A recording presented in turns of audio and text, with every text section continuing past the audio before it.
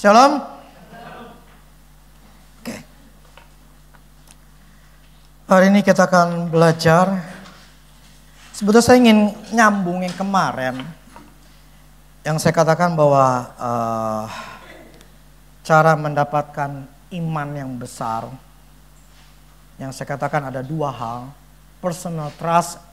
Dan satu lagi adalah confidence in God's power.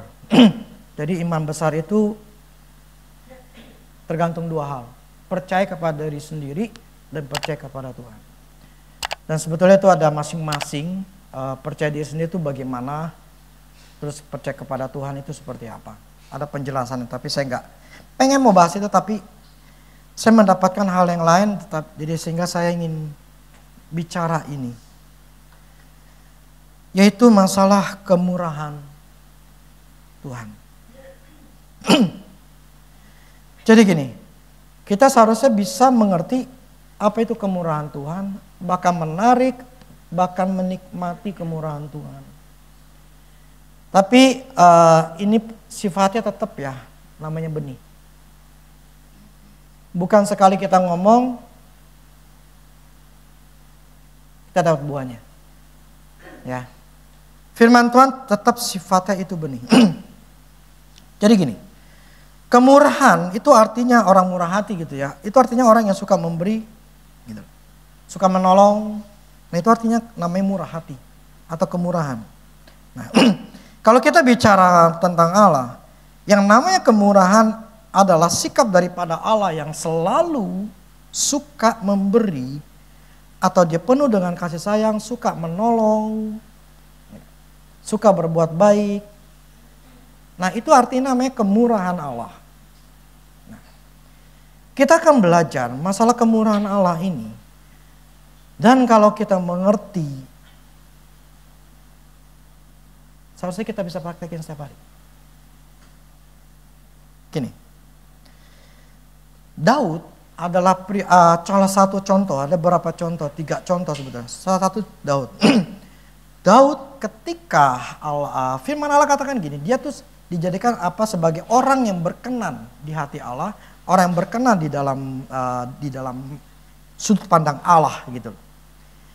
Walaupun dia mengalami hal yang salah, bahkan yang jahat, ketika dia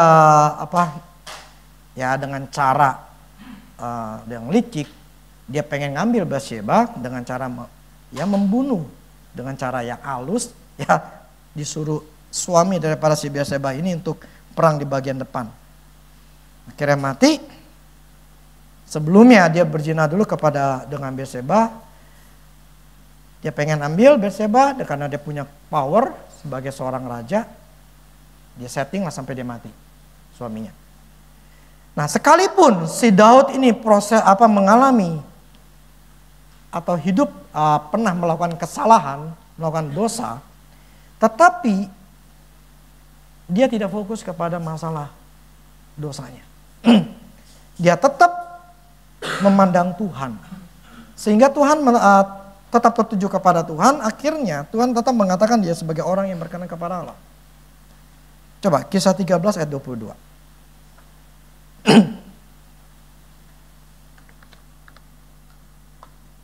Kisah 13 ayat 22. Setelah Saul disingkirkan, Allah mengangkat Daud menjadi raja mereka. Tentang Daud, Allah telah menyatakan, aku telah mendapat Daud bin Isai, seseorang yang berkenan di hatiku dan yang melakukan segala kehendakku. Di sini Tuhan memilih Daud karena hatinya. Walaupun si Daud itu melakukan kesalahan, melakukan dosa, tetapi Tuhan tidak memandang Daud itu sebagai seseorang yang tetap harus disingkirkan gitu. Tetapi tetap melalui Daud inilah Yesus itu lahir. Tahu dari mana Daud itu tetap fokus kepada Allah walaupun dia pernah melakukan kesalahan, melakukan dosa, tetapi hati pikirannya tetap kepada Allah. Mazmur 23 ayat 6.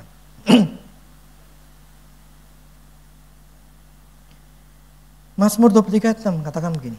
Kebajikan dan kemurahan belaka akan mengikuti aku sebagian hidupku. Setahun hidupku. 60 tahun hidupku. Seumur hidupku. Dan aku akan diam di dalam rumah Tuhan sepanjang malam. Daud mengatakan ini di Mazmur 23. Dia tidak melihat masa lalu. Tetapi dia tetap mengatakan bahwa kebajikan dan kemurahan akan mengikuti aku seumur hidupku.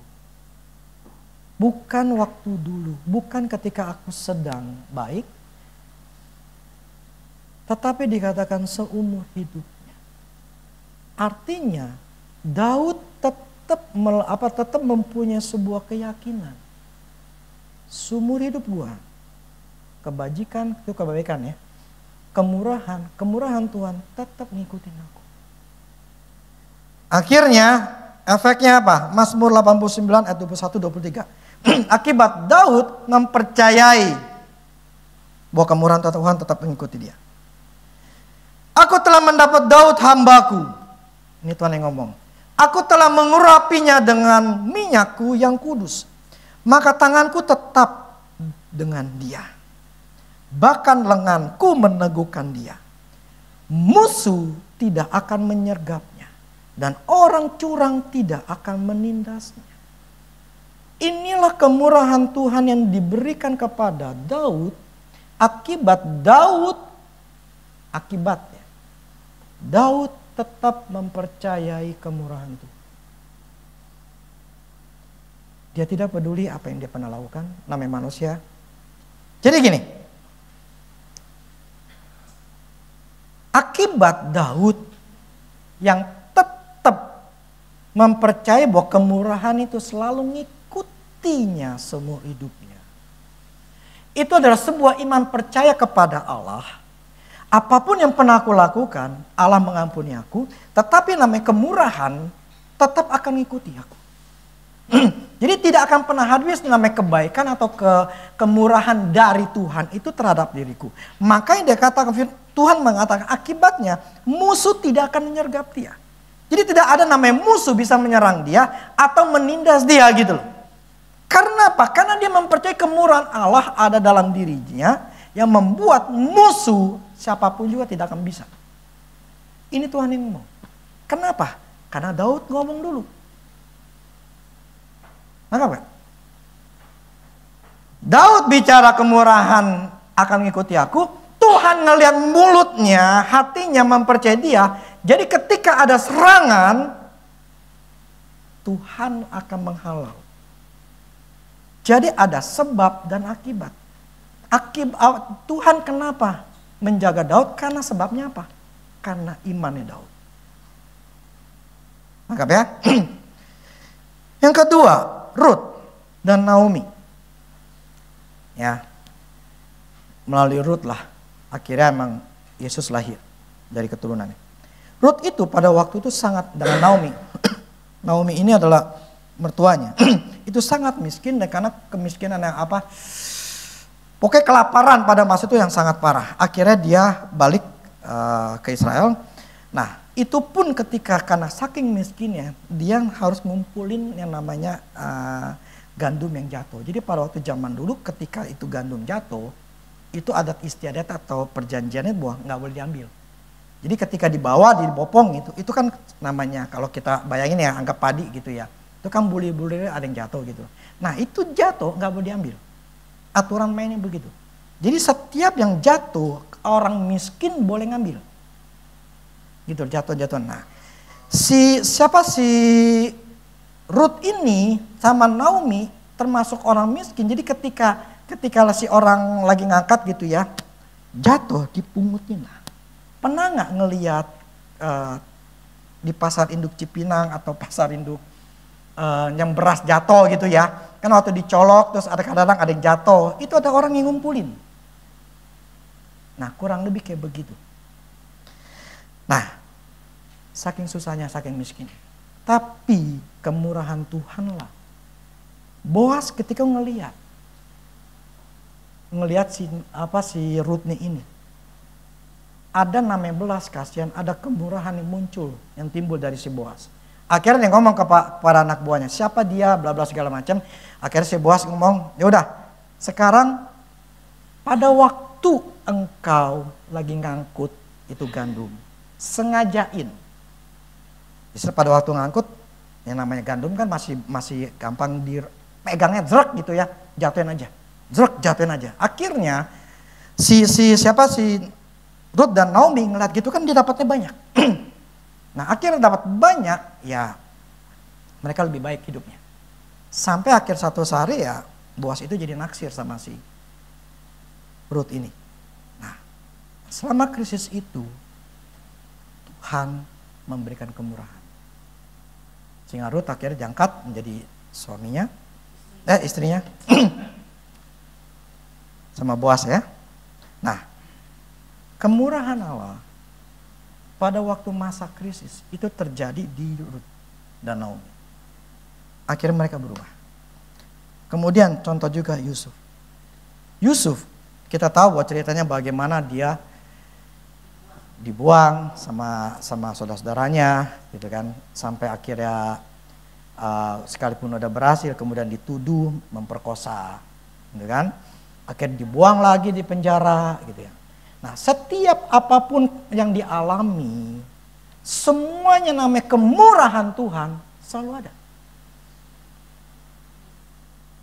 Apapun ketika dia masalah, dibuang jadi budak, di tempat kerjanya dia berhasil.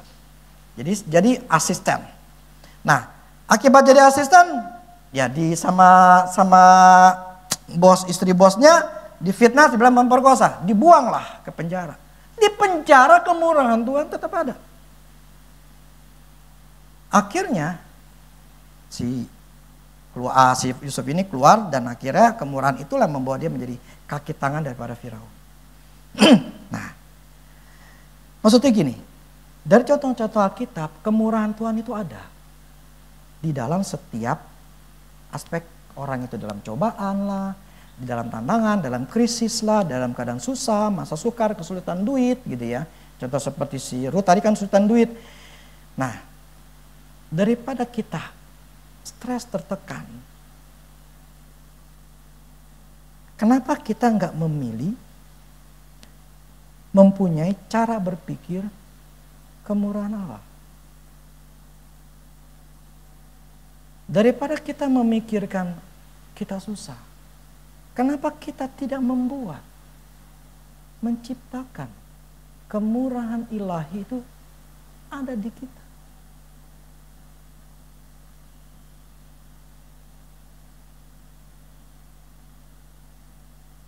Gini, setelah dapat pengertian lebih dalam ini, saya selalu saya sering katakan bahwa saya nggak doain anak-anak saya. Kenapa? Karena saya berpikir begini, Allah sudah menyediakan dan saya pun melihat kemurahan Tuhan ada di atas mereka. Ya karena saya melihat kemurahan Tuhan di atas mereka. Contoh si Kyle, ketika dia kuliah, ketika dia mulai selesai, dia magang. Ketika dia magang itu cuma seminggu 3 kali kalau nggak salah ya, itu dia kerja. Nah setelah selesai, karena dia masih kuliah, ambil S2-nya. Setelah selesai, harus dievaluasi. Akhirnya diterima. Nah teman-teman yang lain itu nggak dapat kerjaan. Akhirnya pulang ke Indo, yang nggak ada kerjaan gimana?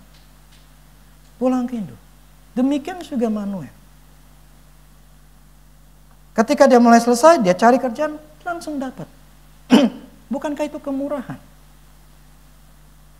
Ya. Dapat bosnya, itu baik. Bukankah itu kemurahan? Si Marvel, dia kuliah Jepang. Dapat beasiswa 50%. Bukankah itu kemurahan? Ya. Ketika sampai sana, dia termasuk orang yang mendapatkan apa namanya ya, dapat duit lah dari pemerintah, uang saku lah, anggap. Selama 6 bulan. Kalau duit kita 5 juta, kemurahan kan? Itu sebuah kemurahan Tuhan kan?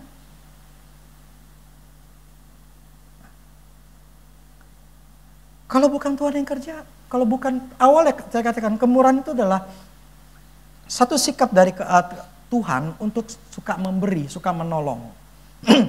Nah.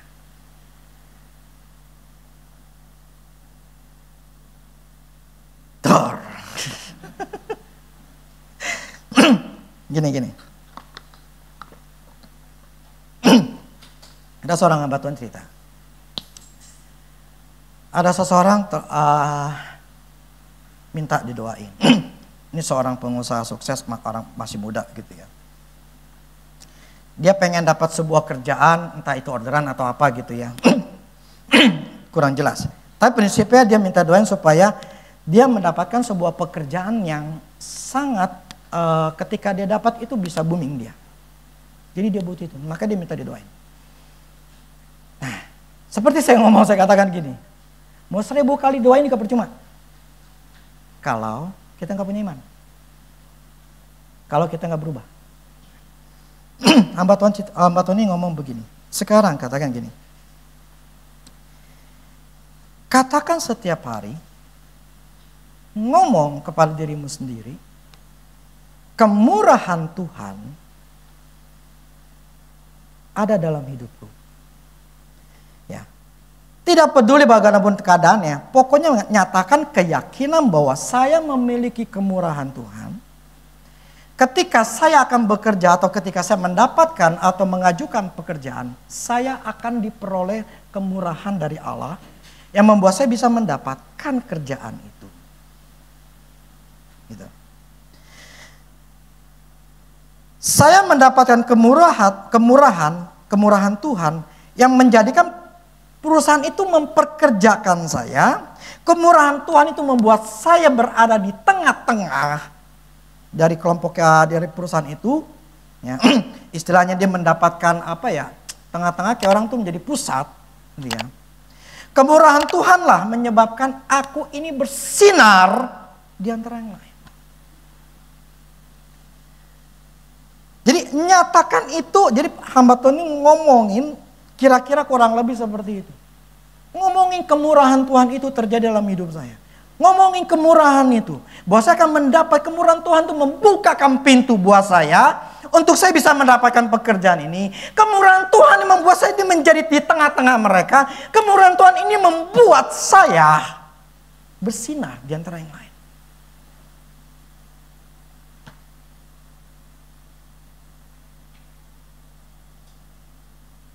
Dan harus dinyatakan dengan sikap iman dan yakin dan mengharapkan itu terjadi.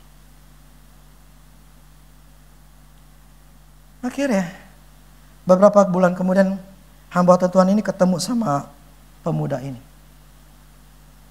Dan pemuda itu katakan, saya akhirnya bisa dapetin kerjaan itu. Dia cerita begini.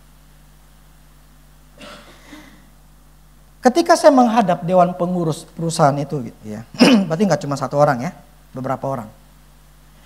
Secara harafiah mereka menggarukkan kepala. Mereka berkata, kami nggak ngerti mengapa kami pilih engkau dan mau memperkerjakan engkau. Secara kualitas kamu tidak yang berkualitas. Secara pengalaman kamu bukan yang paling pengalaman. Secara resume, CV gitu ya, kamu bukan yang terbaik. Tetapi kenapa kami pilih engkau, kami enggak tahu kenapanya. Tetapi ada sesuatu dalam dirimu yang membuat kami suka. Engkau seolah-olah tuh seperti ada sinar di dalam dirimu membuat kami itu memilih engkau dibanding yang lain. Kami nggak mengerti kenapa. Pilih kamu. Arti itu apa? Kemurahan. Dia mendapatkan pekerjaan itu karena mulutnya mengandalkan kemurahan Tuhan. Saya waktu lagi renungin ini, saya ingat dulu saya punya tukang, bukan tukang ya. Dulu waktu betulin ini di sini, itu punya dia jualan aluminium. Saya selalu pakai dia karena memang dia bisa dipercaya, murah dibanding yang lain. Pokoknya kerjanya juga bagus. Nah, satu hari udah berapa tahun saya ketemu lagi sama dia. Dia bawa mobil. Wih, sekarang mau pakai mobil? Dulu kan pakai motor gitu. Ya bos, saya mau beli mobil. Waktu itu Mitsubishi apa namanya? Yang baru? Apa? Expander. Bilang Expander. Oh, beli Expander, iya. Saya nggak nanya kenapa belinya, cuma dia ngomong gini. Saya mau beli bos. Kenapa? Supaya ketika saya nih lagi nawarin ke perusahaan, orang itu ngelihat saya bawa Expander. Jadi menampilkan gitu loh. Gua ini ya bukan orang kerek gitu loh. Gua ini bukan orang gimana gitu loh. Ini saya ketemu sekitar 2 tahun yang lalu, setahun apa 2 tahun yang lalu. Jadi ya saya beli Expander karena saya tahu sebetulnya saya nggak ngerti dia gimana, cuma saya tahu dari nolnya itu dia kayak apa gitu. Saya selalu bangun rumah, saya selalu pakai dia. Jadi saya tahu dari nol. Nah, yang saya katakan begini, namanya si Hardy. Hardy ini mengandalkan, ini kan orang dunia, mengandalkan apa? Penampilan. Supaya diakui. Jadi ketika dia perusahaan, dia ingin atau dia ketemu customer, biar orang lain tuh tertarik sama dia, mau beli sama dia karena mobil, karena penampilan. Itu orang dunia. Tapi kalau kita anak Allah, daya tarik kita apa? Kemurahan Tuhan.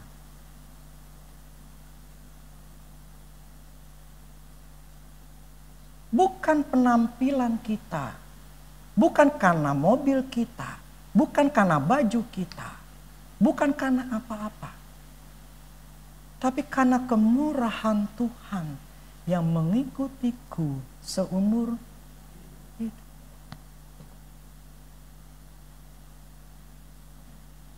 Pemuda ini bisa mendapatkan pekerjaan itu karena dia mengandalkan, dia memperkatakan kemurahan Tuhanlah yang membukakan aku pintu bisa mendapatkan pekerjaan ini. Kemurahan Tuhanlah yang membuat aku lebih bersinar dibandingkan yang lain. Sehingga dewan pengurus atau tim yang mereka mau untuk merekrut itu sampai bingung, kenapa gue milih lu? Semuanya pengalaman kurang dibandingkan yang lain, resumenya kurang bagus, bukan bagus ya, kurang dibandingkan yang lain, bukan yang terbaik semua, bukan. Ini Amerika kan agak susah, kebutuhan kualitasnya mesti tinggi. Dan dewan pengurus itu hanya mengatakan, pokoknya ada sinar di engkau yang membuat kami tertarik sama engkau, tapi secara manusiawi nggak ngerti kenapa milih.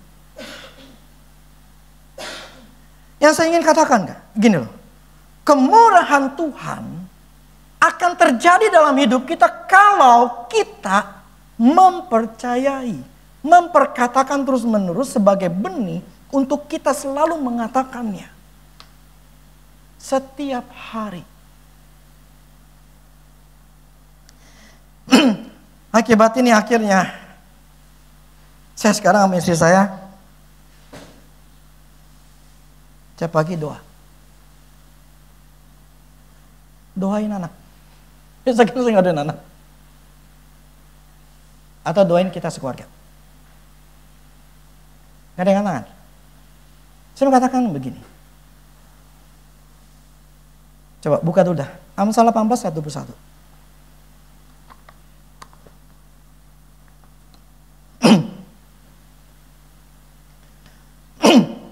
Amsal 18 ayat 21. Hidup dan mati dikuasai lidah. Siapa suka akan hidup mati kita, nasib kita ditentukan sama mulut kita ngomongin apa. Nah, enggak? Tiap hari kita ngomong menggemakan atau diomongin terus menerus. Jadi nasib kita bagus tidak bagusnya karena tiap hari kita ngomong apa? Barang siapa ngomongin terus makan buahnya. Jadi setiap kali saya ngomongin, ya saya akan makan buahnya. Walaupun saya tahu anak saya sudah mendapat kemurahan Tuhan, tetapi kebenaran ini saya ingin anak-anak saya itu diberikan lebih banyak kemurahan Tuhan. Sehingga setiap kali saya ngomong, Tuhan aku mempercayai, saya nggak minta. Saya memperkatakan iman saya. Nangkap ya? Ini loh, kemarin saya juga bertanya sama Tuhan, masalah minta, kemudian ada namanya Tuhan sediakan. Saya bertanya sama Tuhan, Tuhan ini gimana sih? Ada kata engkau menyediakan segala sesuatu, tetapi ada kata-kata firman kau meminta. Tuhan jelasin sama saya, teman saya nggak bisa jelasin sekarang. Prinsipnya adalah pada saat seketika saya mendoakan anak saya, yang selama ini saya nggak pernah ya, mungkin 1-2 doang kali gitu. Tapi sekarang saya mendoakan, saya mau menggemakan, saya ingin menciptakan dunia kemurahan ke anak-anak saya. Barang siapa menggemakannya akan makan buahnya. Saya adalah orang tua yang punya hak atau otoritas, mempunyai kuasa ke atas anak saya yang belum kawin. Otoritas saya lebih tinggi. Ketika saya mengatakan saya sedang melingkupi, menyelimuti mereka dengan perkataan saya. Supaya mereka itu tidak mengandalkan penampilan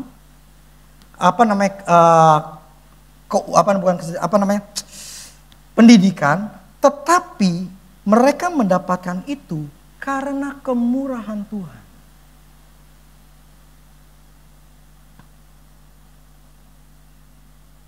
Daripada kita ngomongin susah, aduh gak ada duit nih, aduh begini nih, aduh begitu nih, gue masih begini, masih begitu. Kenapa kita gak ngomong kemurahan Tuhan? Kemurahan-Mu Tuhan. Contohnya gini, ikuti kata saya ya, yuk kita ngomong ya. Bapa, aku bersyukur kepadamu karena aku mendapatkan kemurahan-Mu. Kemurahan-Mu sedang membuka pintu-pintu kesempatan dan mendatangkan keberhasilan dalam kehidupanku. Kemurahan-Mu sedang membuat orang lain ingin menolongku.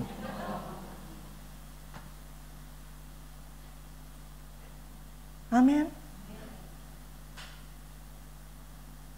Entah buat siapa kita mendoakan. Buat anak, buat suami, buat istri, buat pekerjaan, buat apapun juga.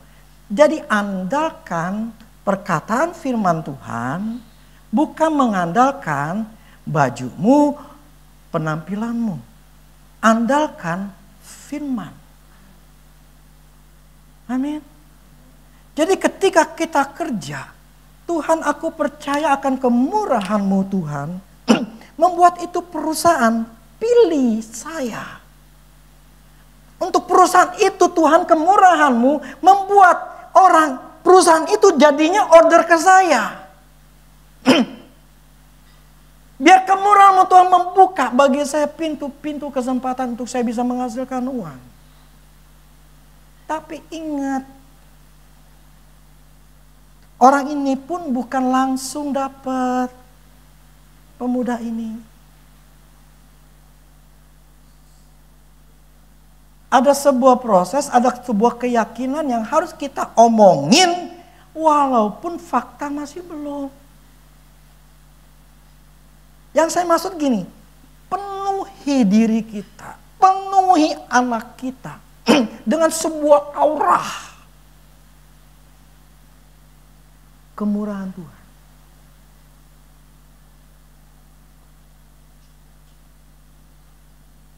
Sehingga saya ngomong, Tuhan biar kemurahan-Mu ke atas Mikael. Pada waktu dia bekerja, dia bisa dituntun sama Engkau Tuhan. Kemurahan-Mu lah Tuhan membuat dia disukai sama teman-teman yang lain. Orang lain menolong dia untuk dia bisa kerjaan itu bagus, bisa menghasilkan. Dan kemurahan-Mu Tuhan membuat dia disukai sama bosnya. Jadi saya tidak meminta sama Tuhan, mintalah, dan itu nanti saya akan jelasin. Yang saya ingin katakan begini, saya memperkatakan iman saya tidak peduli itu bagaimana apapun yang sedang mereka terjadi, tapi saya sedang menabur benih, menabur aura ke anak saya. Kenapa? Kalau mereka susah, saya susah. Saya nggak mau susah. Nah, untuk saya nggak mau susah, saya lebih baik menabur benih yang benar ke mereka. Sehingga hidup mereka akan jadi hidup yang selalu mendapatkan kemurahan kebaikan dari Tuhan. Amin. Siapa sih nggak mau kalau kita mendengar anak kita ditolong, anak kita mendapatkan ini, mendapatkan itu, hidupnya baik. Siapa sih yang nggak mau? Tapi kalau anak kita bermasalah, sekolahnya bermasalah, ini bermasalah, pusing. Bagi saya ada 4 pilar, menurut saya, untuk seorang anak berhasil.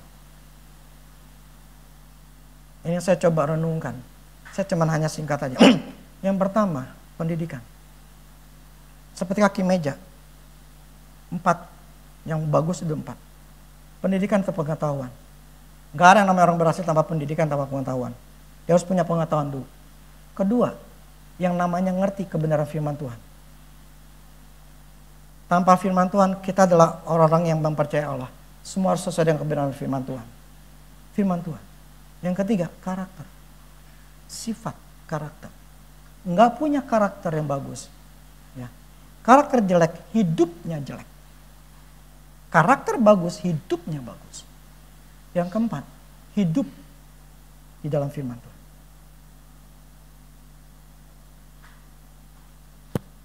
Itu yang saya tanam ke mereka.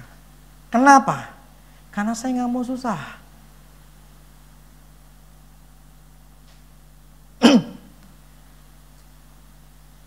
Hidup mati kita dikuasai. Barang siapa ngomongin terus akan makan. Apa yang kita omongin tiap hari? Keluhan? Ngeluh terus? Ngomel terus? Atau bersyukur terus? Makanya firman katakan renungkanlah firman itu siang dan malam.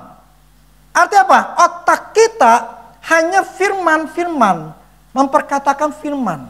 Walaupun masalah masih belum beres, tetapi kita sedang menciptakan aura kemurahan Tuhan.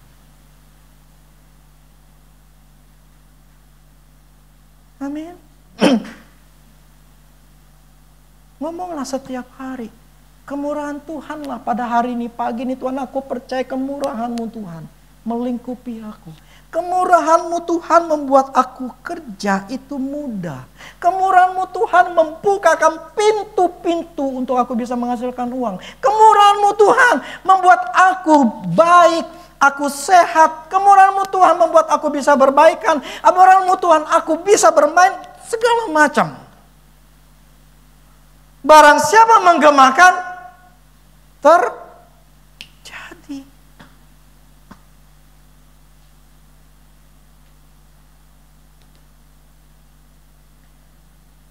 Nah, kesaksian dari pemuda itu, istilah gini, ya itulah cara Tuhan untuk bicara kepada saya juga. Pemuda ini hanya mengatakan itu. Berapa bulan kemudian ada hasilnya. Ketemu sama pendeta ini, ketemu lagi sama orang ini. Jadi, kemurahan Tuhan yang dialami oleh orang pemuda itu karena dia berpikir tentang kemurahan Tuhan. Dan dia mengharapkan kemurahan Tuhan itu. Dia menciptakan kemurahan itu. Dia beriman, mempercayai kemurahan Tuhan terjadi dalam hidupnya. Dia mengelilingi hidupnya dengan kata-kata kemurahan Tuhan. Amin. Jadi ngomong kepada anak bukan ngomel-ngomel kemudian mengutukin. Memang tolol, memang bego, memang gak bisa. Terus masalah pekerjaan memang susah, memang gua gak bisa. Apa aja yang bisa negatif thinking yang kita bisa omongin. Mau ngapain kita menciptakan yang jahat?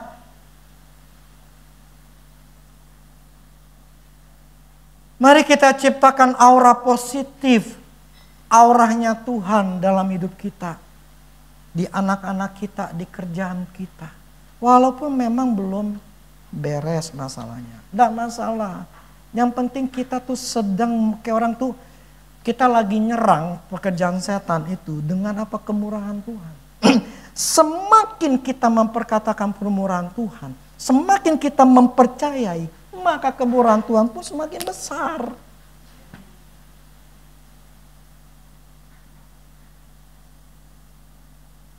Punya keyakinan, punya ketegasan, punya apa ya, enggak putus asa. Jadi ketika ada masalah, aduh gimana ya, mau ngomong kemurahan Tuhan tuh susah. Justru kita harus tetap memperkatakan dengan mempercayai. Kemurahan Tuhan tetap membuat aku ditolong. Kemurahan Tuhan tetap membuat anakku bisa dapat kerjaan. Kemurahan Tuhanlah membuat anakku ini bisa berhasil. Kemurahan Tuhanlah anakku ini mendapat ABC. Kemurahan ini membuat suamiku, istriku itu mereka bisa menjadi lebih baik. Amin.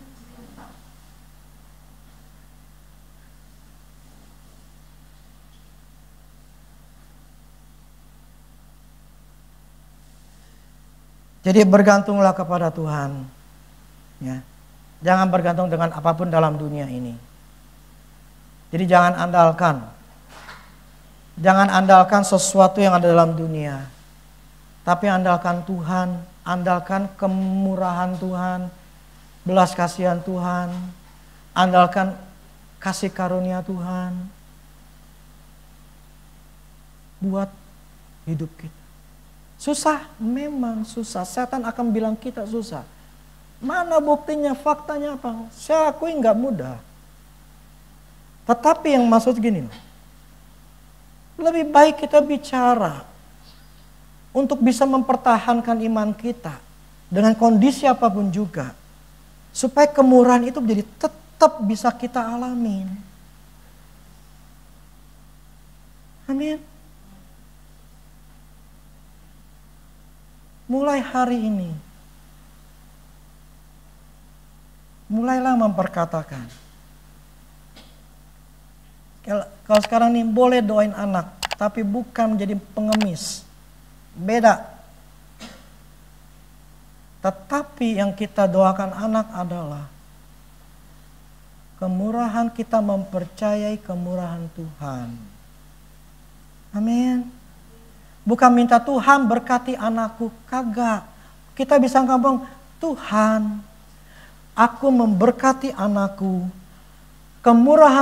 Kemurahan-Mu Tuhan memberkati anakku. Jadi istilah gini, kita diberikan kuasa untuk kita memberkati anak kita. Kita diberikan kuasa untuk melemparkan yang namanya kemurahan Tuhan.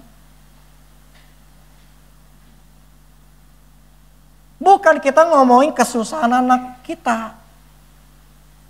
Memang anak kita mungkin lagi susah. Mungkin kita lagi bermasalah. Tapi jangan omongin itu. Tapi tetap memperkatakan apa yang firman Tuhan katakan. Amin. Kita belajar. Paksain diri.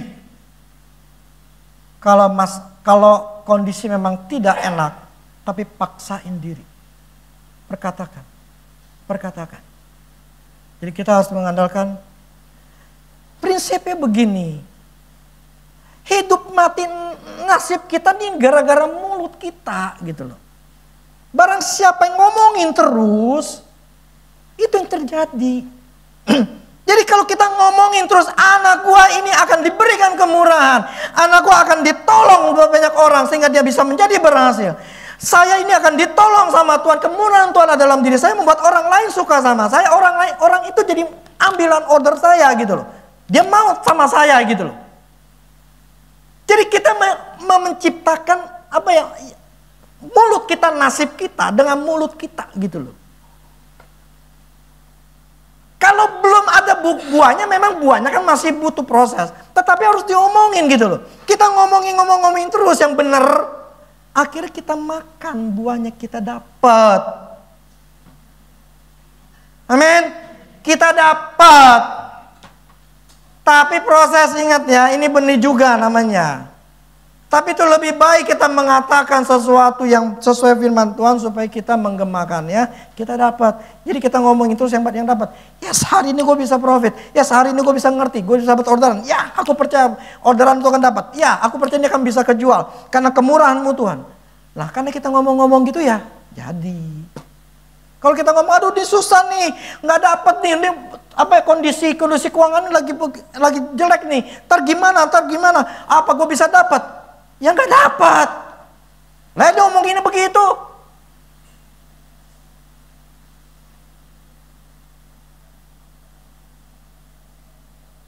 Terjadilah sesuai apa yang dikatakan di mulutmu.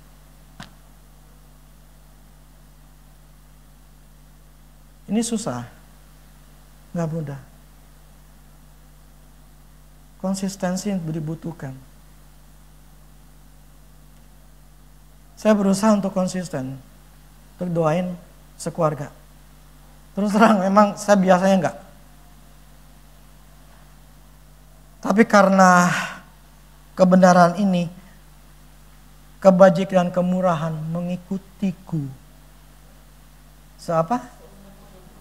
Seumur hidupku. Ya omonginlah kebaikan, kemurahan, diomongin setiap hari. Bukan kesusahan, kesulitan yang kita omongin.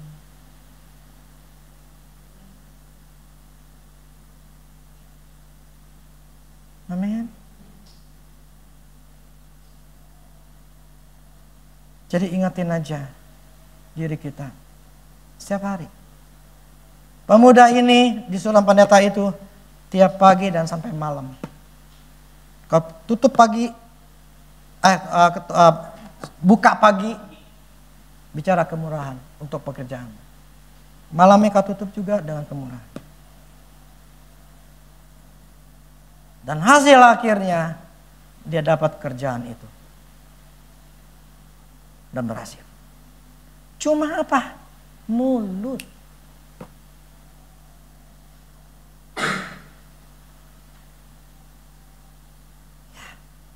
Sampai dewan pengurus ya. Kita nggak tahu kenapa kita pilih. Itulah Tuhan menarik orang itu, ya, sekelompok orang itu untuk memilih pemuda ini. Tuhan yang kerja. Secara manusiawi, nggak nggak sesuai dengan kriteria yang mereka mau, pengalamannya kurang, resumenya kurang bagus, apa segala macam, tidak masuk kategori. Tapi karena kemurahan lebih tinggi dibandingin penampilan lewat. Kemurahanlah yang membuat dia berhasil. Amin. Kenapa bisa terjadi aura kemurahan itu? Karena dia ngomongin.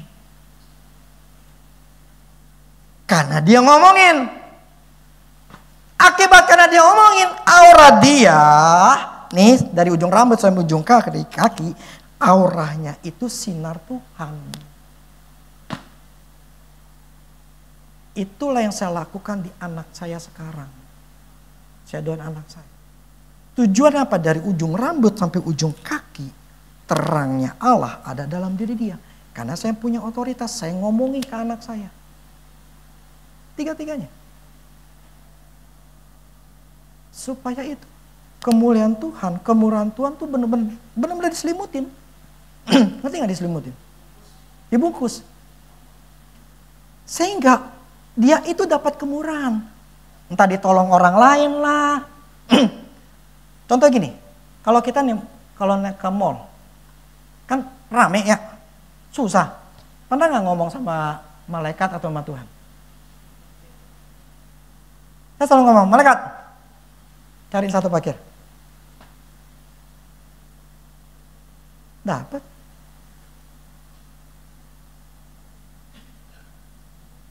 Yang namanya kalau ke mall, biasa kan Sabtu Minggu, waduh ramenya setengah mati. Kayak kemarin kita kemana ya? Bukan ke CP, setelah CP. Senayan City. Wah itu rame banget. Saya muter sekali, saya lupa, saya belum ngomong. Malaikat. Satu. Pas kita muter sekali lagi, mobil baru keluar. Puji Tuhan. Itulah namanya kemurahan Tuhan. Amin. Jadi gini, setiap apapun juga yang kita lakukan, kita mau beli barang, biar kemurahan Tuhan menuntun kita, akhirnya kita dapat yang barang yang bagus. Gitu loh. Nah hal-hal seperti itu kalau kita membiasakan, kemurahan Tuhan ngikuti aku. Jadi aku akan ditolong orang lain, aku akan ditolong Tuhan. Entah bagaimana aku bisa mendapatkan yang tidak membuat saya susah. Tadi seperti si Daud katakan, sehingga musuh-musuhnya tidak akan bisa menyamar dia, kemudian dia tidak akan ditindas. Artinya hidupnya si Daud itu Tuhan benar-benar jagai dan hidupnya enak. Kenapa? Kebajikan dan kemurahan.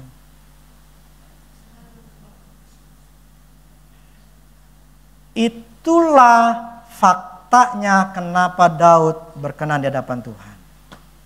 Amin. Jadi mulai sekarang, mulai tiap pagi, doalah untuk dirimu sendiri. Doa untuk istri, anak, siapapun yang kau doakan, doakanlah. Dengan kata-kata kemurahan Tuhan akan aku alami hari ini. Tuhan membukakan pintu-pintu kesempatan. Misalnya kita yang sales mau ngejual, saya pun ngomong untuk jual rumah saya. Saya katakan Tuhan memurahkan. Kemurahanmu Tuhan membuat rumahku yang di Serpong Elok yang tinggal sisa satu Tuhan, itu terjual. Kemurahanmu juga Tuhan rumahku yang ada di Taman Adiasa, itu semuanya bahkan sebelum rumah itu jadi, kemurahanmu Tuhan membuat rumah ini terjual. Jadi kita masing-masing punya kerjaan, kita masing-masing punya apalah. Saya udah ngomong gini udah 2 mingguan loh ya. Rumah saya belum kejual. Tapi saya tetap memperkatakannya. Kenapa? Karena tidak berdasarkan dari dunia fisik, tapi berdasarkan dunia roh, apa yang kita percaya kepada Allah. Sampai satu hari, klik. Amin. Bersyukur bisa dengar firman Tuhan ini. Mulai kita melakukannya. Ya. Mulai melakukannya. Mulai hari ini Perkatakan kemurahan Tuhan. Ya. Hidup, nasib kita ditentukan oleh lidah kita, mulut kita. Barang siapa menggamakan yang ngomongin terus akan makan buahnya. Jadi kalau kita pengen buahnya manis, ngomonginlah yang manis. Amin? Simple kan? Saya begini. Gini. Satu lagi ya. Ini kita memperkatakan juga. Jangan kita ngomong gini. Aduh, kerjaan ini susah. Kerjaan ini susah gimana ya? Ini susah nih. Ini gimana susah? Kita harus ngomongin. Kerjaan ini gampang. Trading itu gampang. Sales itu gampang. Apa? Jualan itu gampang.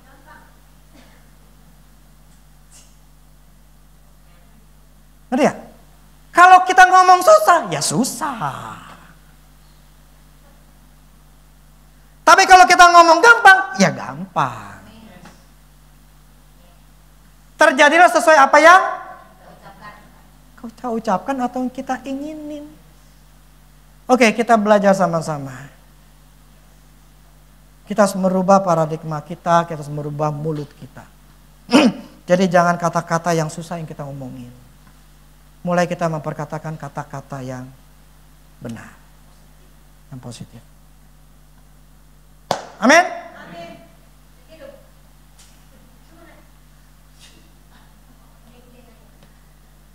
Oke, demikianlah firman Tuhan.